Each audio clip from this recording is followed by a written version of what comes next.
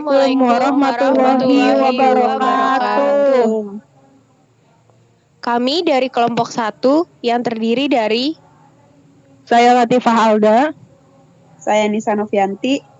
Saya Nurul Haya Azhara. Saya Sundari Dwi Nuraini. Ingin membahas tentang laporan keuangan konsolidasi metode ekuitas. Mari disimak.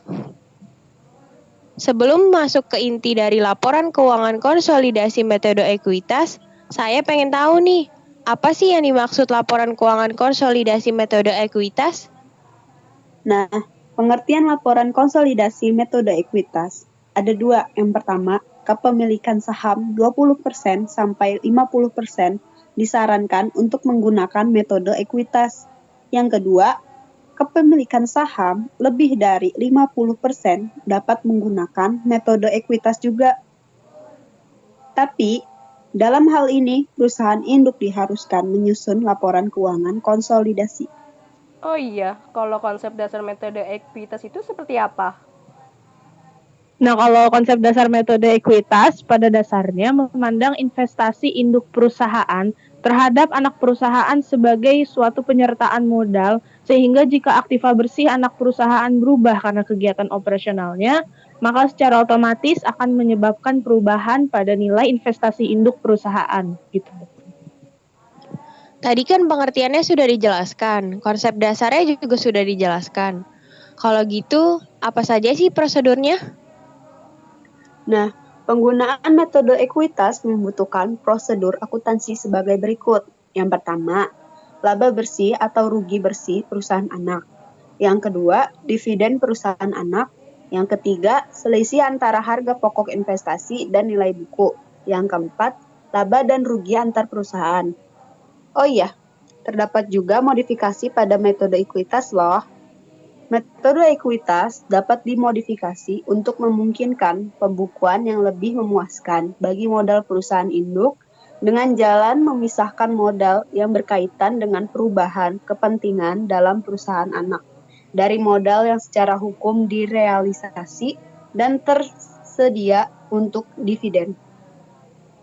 Modifikasi seperti ini membutuhkan penggunaan perkiraan yang tersendiri untuk membesarkan laba yang direalisasi dan yang tidak direalisasi dari investasi dalam perusahaan anak. Lalu bagaimana hutang piutang perusahaan afiliasi? Nah, untuk utang piutang perusahaan afiliasi, yang pertama, transaksi perusahaan menimbulkan harga pokok yang berasal dari penjualan, uang muka, dan pengumuman pembayaran dividen.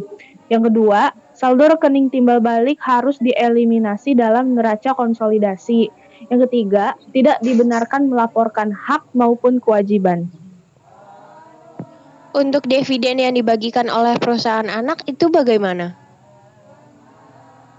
Untuk dividen yang dibagikan oleh perusahaan anak itu ada dua. Yang pertama, realisasi keuntungan terhadap investasi di perusahaan anak. Yang kedua, bagi anak perusahaan akan menurunkan saldo LYD dan menimbulkan hutang lancar jika tidak langsung dibayarkan atau kas jika dibayar tunai. Apakah kemungkinan terdapat beberapa masalah-masalah di dalamnya? Jika memang ada, mungkin bisa dijelaskan seperti apa? Yang pertama itu masalah eliminasi terhadap wesel tagih atau wesel bayar yang telah didiskontokan. Sebagai satu kesatuan usaha bagi perusahaan-perusahaan yang berafiliasi dengan didiskontokan, wesel tersebut berarti timbulnya kewajiban untuk membayar wesel tersebut pada saat jatuh tempo kepada pihak di luar perusahaan afiliasi. Oleh sebab itu, proses penyusunan neraca konsolidasi mengikuti ketentuan sebagai berikut. Yang pertama, menghapuskan rekening-rekening wesel bayar pada perusahaan afiliasi. Lalu yang kedua, menghapuskan rekening wesel tagih yang didiskontokan dengan rekening lawan wesel bayar yang berarti timbulnya kewajiban pada pihak luar. Nah, ada juga masalah penyesuaian dan koreksi sebelum penyusunan neraca konsolidasi. Yang pertama, tidak dipercayanya oleh salah satu pihak dari perusahaan-perusahaan yang berafiliasi terhadap informasi keuangan tertentu. Yang kedua, adanya pos-pos yang masih dalam proses sehingga suatu informasi telah dicatat oleh satu pihak, akan tetapi belum dicatat oleh pihak yang lain berhubungan dengan faktor waktu. Lalu yang terakhir, masalah selisih harga perolehan dari nilai buku saham. Pada metode ini, eliminasi terhadap saldo rekening investasi saham-saham perusahaan anak, di mana jumlahnya juga selalu berubah-ubah. Selisih antara hak-hak pemegang saham perusahaan anak, yang jumlahnya juga selalu berubah-ubah. Selisih antara hak-hak pemegang saham yang dieliminasi dengan saldo debit rekening investasi saham perusahaan anak merupakan selisih lebih atau selisih kurang harga perolehan dari nilai buku saham. Sekian dari pembahasan kami, kurang lebihnya mohon maaf. Wassalamualaikum warahmatullahi wabarakatuh.